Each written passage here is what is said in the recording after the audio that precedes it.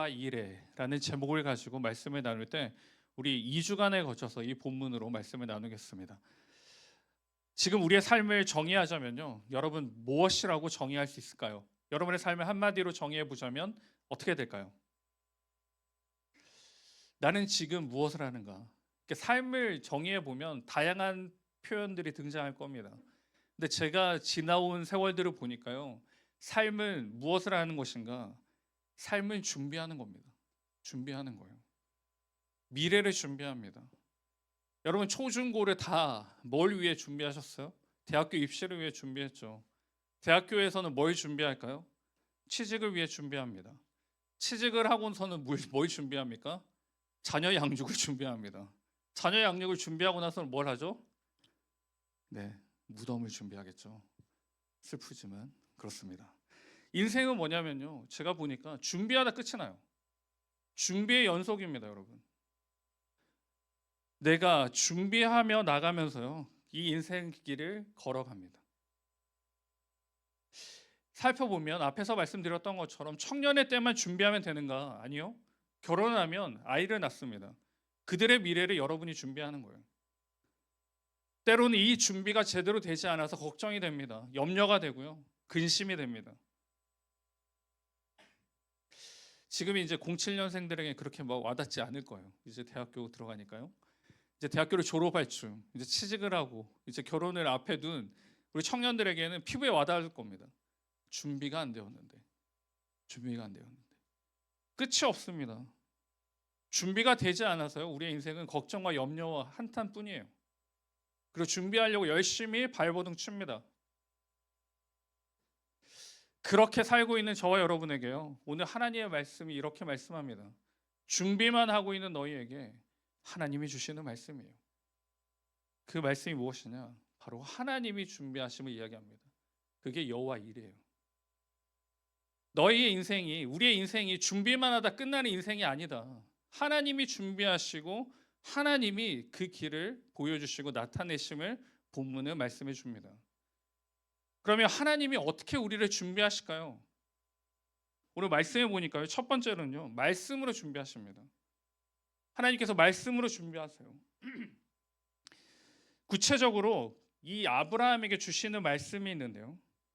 아브라함의 이름의 원래 이름은 아브람이었습니다. 아브람. 하나님께서 아브람과 언약을 맺고요. 이름이 바뀌게 됩니다. 창세기 17장 5절에 이제 후로는 내 이름을 아브라함이라 하지 아니하고 아브라함이라 하리니 이는 내가 너를 여러 민족의 아버지가 되게 함이니라. 여러분 아브라함의 이름이 원래 아브람이었어요. 알고 있었나요? 저 맨 처음에 이거 보고 뭐지? 잘못됐나? 정말 너무 놀랐어요. 저보다 낫네요. 하나님께서는요. 아브라함에게 민족의 아버지가 될 것임을 이야기합니다. 그리고 당시 아내인 이 사라가 아이를 낳을 수 있는 상황이 아니었어요. 불가능했습니다. 아무리 생각해봐도요. 이 사례를 통해서 아이를 낳을 수 없기 때문에 하나님 말씀이 이루어지려면 어떻게 해야 될까 고민합니다.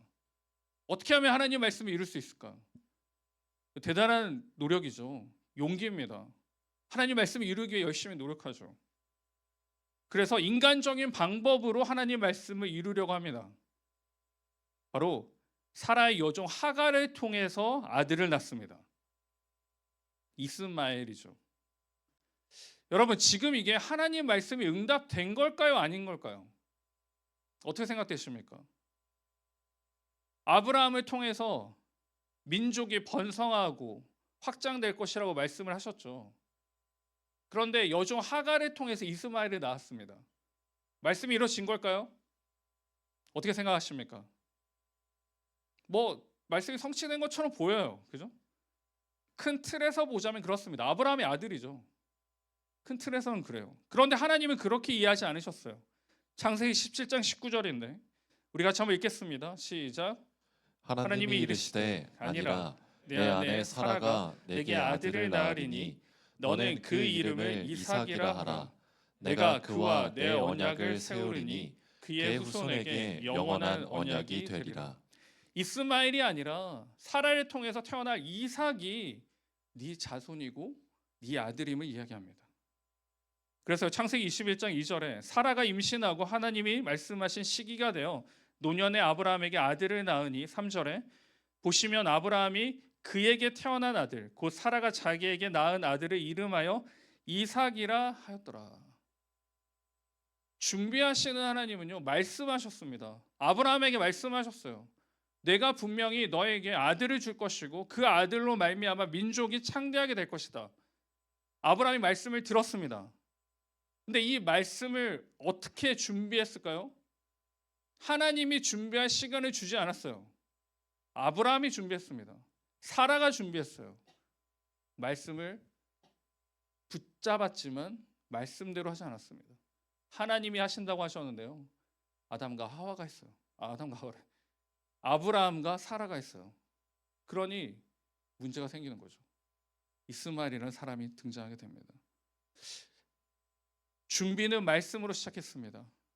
말씀으로 분명히 주신다고 했고 이루신다고 하셨는데 이들이 말씀대로 받지 않고요. 말씀을 자신의 영역에서 해석하다 보니까 이스마엘이라는 사람이 등장합니다.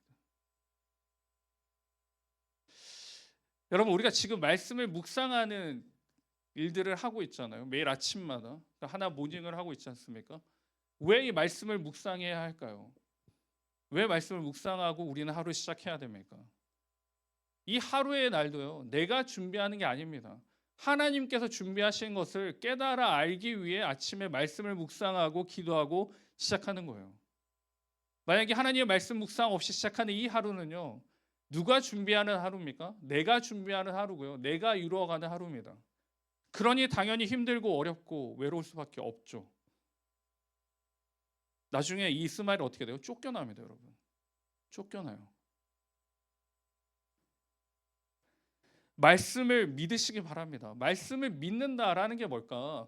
그냥 우리가 읊조린다, 묵상한다, 선포한다 해서 끝나는 게 아니라 말씀을 믿는다는 건 삶으로 드러나는 거예요. 삶으로 나타내는 것입니다.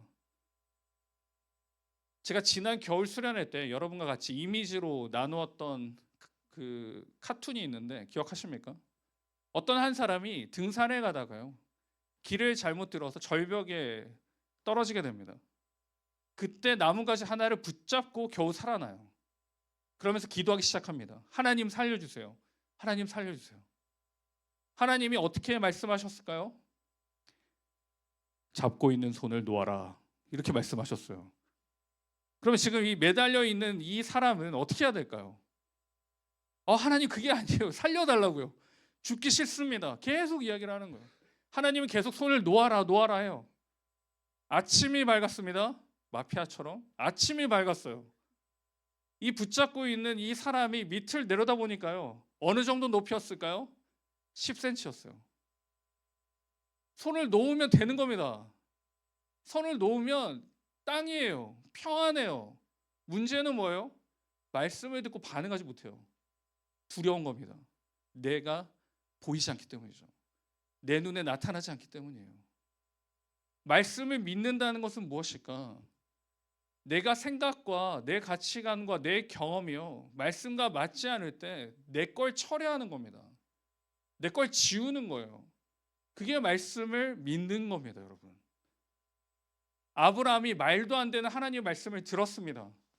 그 반응이 무엇이어야 될까요? 기다리는 겁니다, 여러분. 내가 할 수 있지만 내가 할 수 있고 내가 만들 수 있지만요. 말씀을 믿는다는 건 기다리는 거예요. 하나님의 때를 기다리는 겁니다. 그게 믿음의 사람이에요. 다윗도 그랬잖아요. 사울을 죽일 수가 있었습니다. 그런데 해하지 않았어요. 하나님의 때를 기다리는 거예요, 여러분. 그게 준비하신 하나님을 믿는 우리의 반응입니다. 말씀을 묵상하고 읽고 또 암송합니다. 거기서 끝이 나면 안 돼요. 기다리셔야 돼요. 내가 할 수 있지만 기다리셔야 돼요. 내가 해야 하지만 기다려야 돼요. 그게 믿음입니다. 그게 일하신 하나님과 준비하신 하나님을 경험하는 길입니다, 여러분. 옆에 있는 지체들의 얼굴을 보면서 이렇게 이야기해 봅시다. 기다리세요. 기다리세요. 기다리세요. 기다리세요. 여러분 기다리세요. 기다리세요. 그냥 기다리지 말고 말씀을 묵상하고요.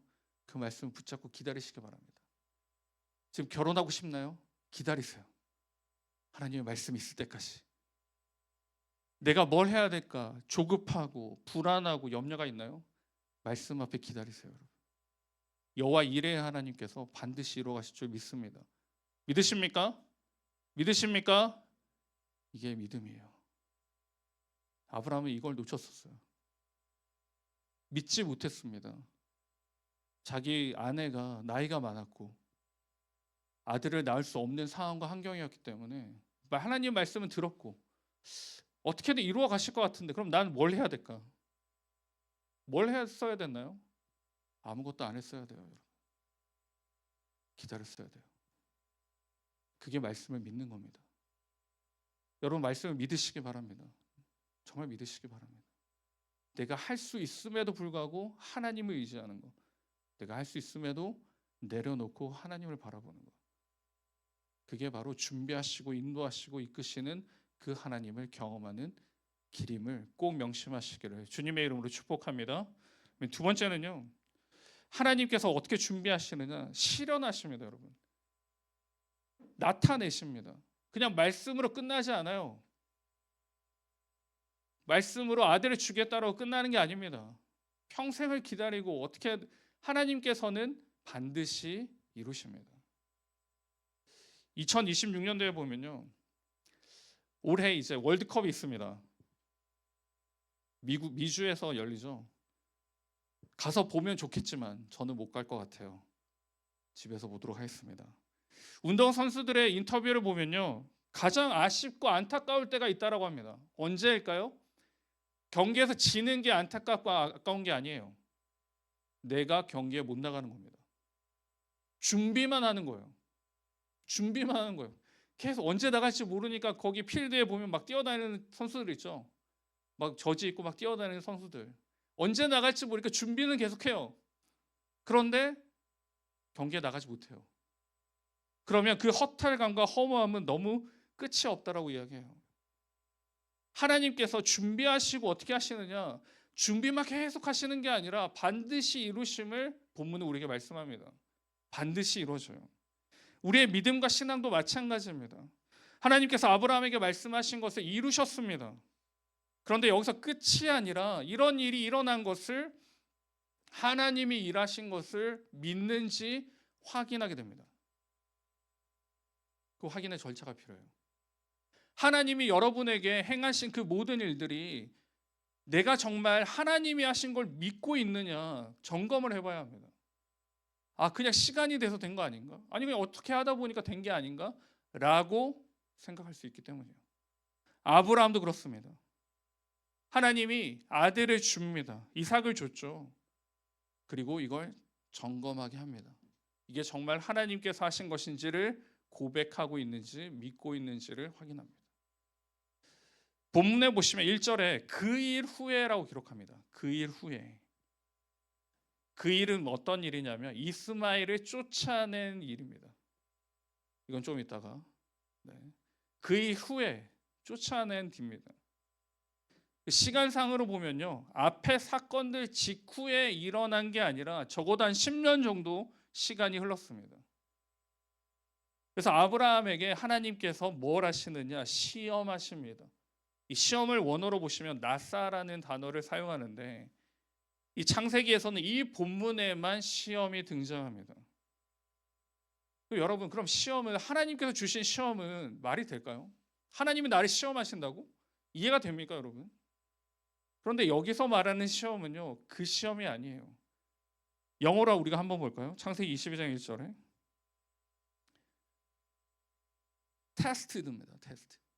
테스트예요. 템테이션이 아닙니다. 테스트입니다.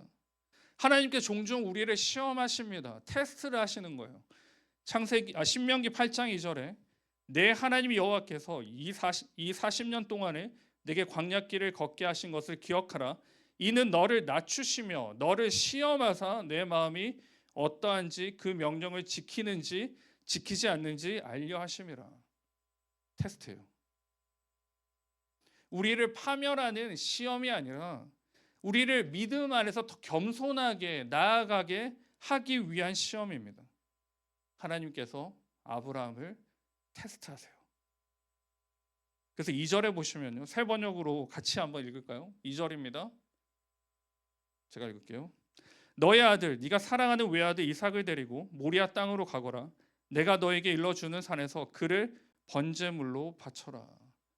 여러분, 이 구절에서는 몇 가지를 볼 수가 있습니다. 먼저는 아들입니다. 아브라함의 아들이 이삭이죠.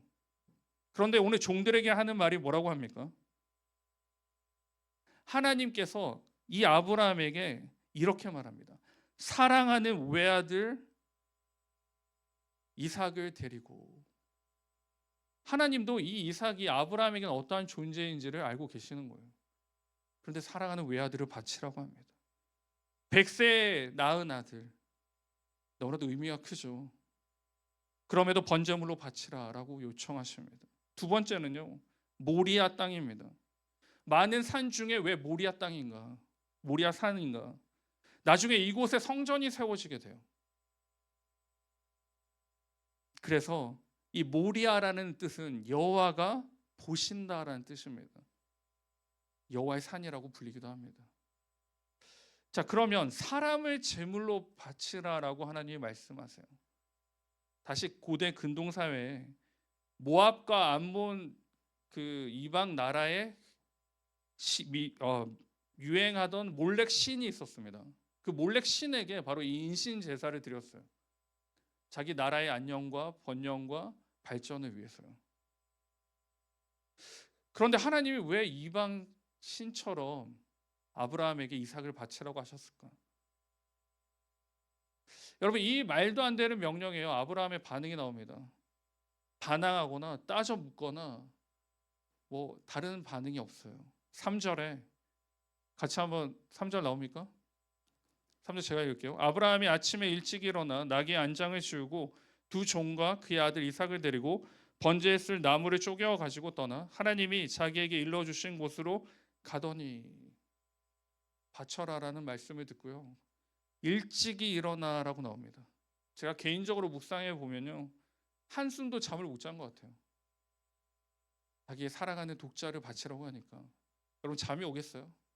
안 오죠. 하나님의 말씀을 안 들을 수도 없고 듣자고 하니 말도 안 되고 어떻게 해야 되나 긴 밤을 보냈습니다. 그렇지만 결정을 하고요, 곧 길을 떠납니다. 3일을 가요. 3일 동안 어떤 말이 있었는지 전혀 기록되지 않습니다. 그때 정적을 깨고 한 말이 5절입니다. 5절. 이 아브라함이 종들에게 이르되 너희는 나귀와 함께 여기서 기다리라. 내가 아이와 함께 저기 가서 예배하고 우리가 너희에게로 돌아오리라 하고. 이 구절을 잘 보십시오. 내 아들이라 하지 않고요, 누구라고 합니까? 아이라고 합니다. 내가 아이와 함께. 이전에는 소년이라고 불렀는데요, 왜 아이라고 불렀을까요? 자기 아들이잖아요. 아들과 함께 가서 다시 돌아오겠다 하면 되는데 왜 아이라는 표현을 썼을까요? 이건 이미 자기 아들이 아님을 고백하는 겁니다. 하나님께 드려지는 있음을 나타내는 거예요. 그리고 여기 보시면요, 제물을 드리고 제사를 드리고 오겠다가 아니라 예배, 경배를 드리고 오겠다라고 기록합니다. 예배와 경배에는 제사가 없어요. 제사가 없어요.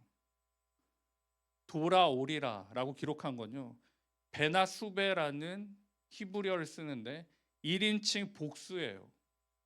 같이 내려오는 걸 이야기합니다. 같이 돌아오는 것을 이야기해요. 여러분, 신기하지 않나요? 분명히 하나님이 이삭을 제물로 바치라라고 했고 아브라함은 거기에 순종했고 거기에 반응했습니다. 이제 제사를 드리러 가야 돼요. 그런데 제사가 아니라 경배 드리러 간다라고 이야기합니다. 그리고 다시 같이 돌아온다라고 이야기해요. 아브라함은 알고 있었을까요? 이건 하나님의 테스트야. 그냥 하면 될 거야 라고 알았을까요? 아니요, 절대 그렇지 않습니다. 아브라함이 이렇게 반응할 수 있었다는 건요, 하나님이 약속해 주셨기 때문에 이 이삭을 반드시 여기서 끝나지 않을 믿음이 있었기 때문입니다. 하나님이 말씀하셨잖아요.